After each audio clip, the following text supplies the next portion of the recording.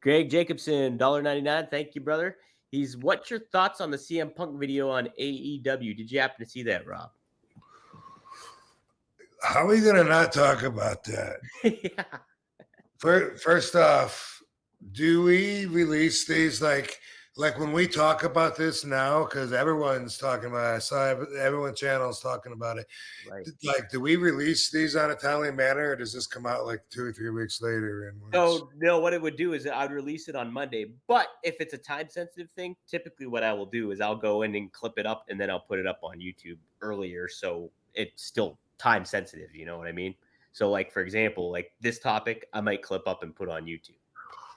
I was wondering about that when I saw something. I can't remember if it was something about Vince or what, but it just seemed like it was 2 weeks after like everything else like broke. Or anyway, I did see the security footage, and I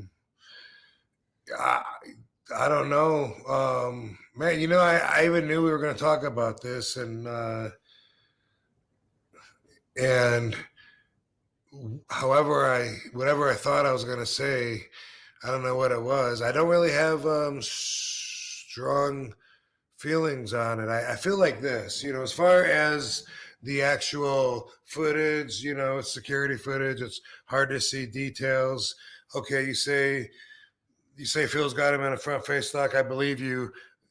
I would have to rewind it a few times, myself, expand it to see it. I can't. But anyway, okay, boom, that happened. They split it up. But it's not about that. I don't think it's about the timing, and it's about why did AEW release this? That's what everyone's talking about. Mm-hmm. They're saying it's desperate, that it's an all-time low, that everyone's going to give up on them now. I don't really believe the hype, behind all of that. I think there's a lot of hype. There's a lot of people talking. They've been talking, and if everybody is able to back their conversation with numbers, which I don't know, but if you're AEW haters and you're watching week after week and you're seeing the numbers decline or whatever, then keep doing it. Then keep doing it all the way. I know that when I was with Impact, that the whole time I was there from 2010 till 2012 or 13, and then definitely during that time, they were always rumored to be folding. They were closing. It was going to be their last week. They ran out of money. They're going to get kicked off of TV.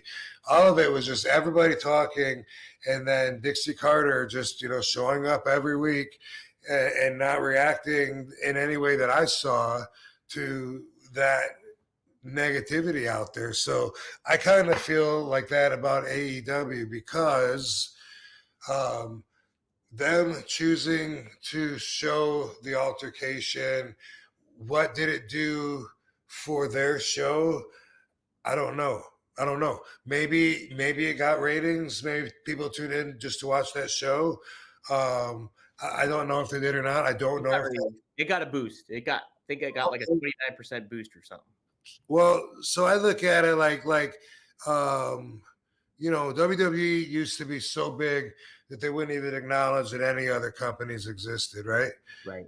They never mentioned another company. If there was a well-known wrestler from somewhere else and he came in, they wiped out his identity like a thief, and then just fucking gave him a new name, new character. That's what I thought they were going to do with me, because that's what they always did. Right, they were changing times, thankfully, during that era, and they added to my story, to my depth, by continuing my path instead of trying to recreate it. And I was very thankful for that. ECW, they would do the other way, as far as like, not only would they acknowledge the other companies, they would do things that Sabu thought was too much, because he thought it made us look too small. Uh-huh. He thought that like BWO. Yeah. That's us.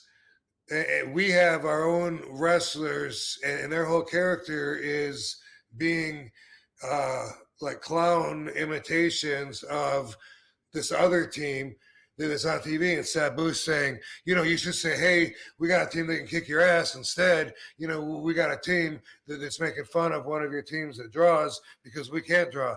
Sabu took it like that. That's how people are taking this whole AEW thing. They're saying that by AEW filming it, that they're localizing their growth potential to a point to where they're coming across small. Some people think they're going to implode. They're so small. And I look at it like it's more like ECW style. And for ECW, they capitalized on being the small guy. And I get it. If AEW, if they're trying to say, hey, we're big as hell, just like WWE, then maybe that's not going to be, conducive to that flow.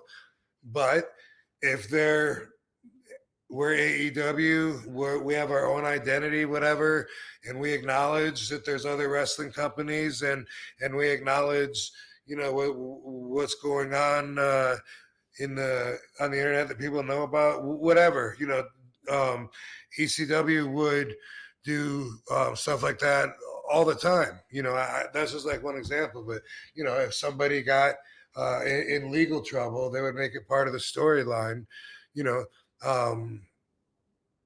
That's how I take it. I take AEW just from a show writer's point of view. I take it like their style is and always has been more like ECW. So for that reason, I'm okay, even though I don't know why they showed it. Yeah. And that's a good point. Like, I never looked at it from that perspective. Rob, literally before I got on with you, I wrote an article about the whole thing and gave my opinion and stuff like that.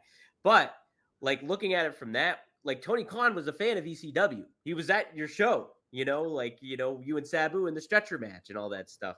So like, if you're going with that mentality of like, hey, we're going to push back and be the alternative where we are the rebel kind of thing aspect of it, and you want to have that kind of identity, that's definitely a different way to look at it. Where it comes. That's why we call this show One of a Kind. That's it, man. But there was a lot of it Sabu didn't like, and because he was my mentor and I was, under his arm literally, and whatever he said was bond. Like we didn't like it when like Tommy Dreamer would wrestle like he's Dusty Rhodes, right? Because that's not what we believe. Like, hey, get your own gimmick, because he would do all the, go through like all the things. We're like, well, what the hell? That's not cool. Let Dusty do that. You do your own shit. That's how we looked at it. So yeah, sure. Mm-hmm. But obviously the company overall that was always part of it was, like you said, being the rebel, poking at the bigger bears, and a lot of times doing spoofs on them, shit like that. Yeah. Wow. How about that? Man, you enlightened me here, Rob, tonight. I'm gonna have to make a couple edits, I think, on that article now.